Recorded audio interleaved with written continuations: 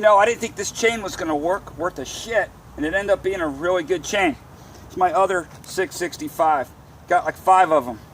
It's got a DOLMAR cylinder, which makes it a 81cc with the stock carburetor.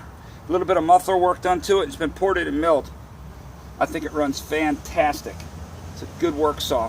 Thanks for watching.